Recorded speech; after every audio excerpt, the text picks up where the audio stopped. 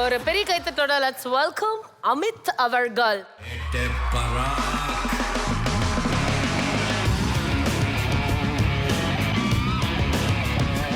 சரி, உள்ள போய் ரொம்ப கால்குலேஷன்ஸ் போட்டுட்டு இருந்தீங்களே அமித்.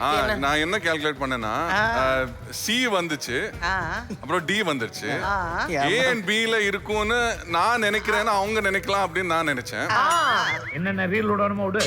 அவங்க நினைக்கலாம்னு நீங்க நினைச்சிருக்கீங்க. சரி, சோ அவங்க நான் நினைப்பேன்னு அவங்க நினைக்கிறாங்க நான் நினைச்சேன். ஏன்னா அவங்களுக்கு வேற வேலை இல்ல. அதனால சி கண்டிப்பா இருக்காது. சோ டி தான் இருக்கும்.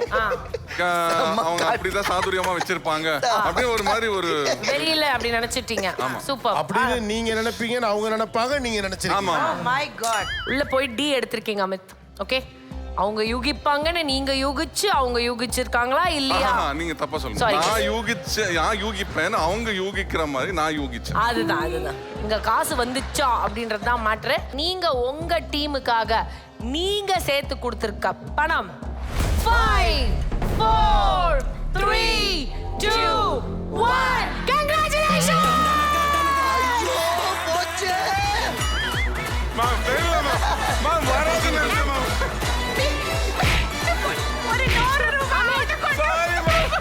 எங்க ஓகே, இஃப் நாட் டி னா அவங்க யூகிச்சதெல்லாம் விடுங்க.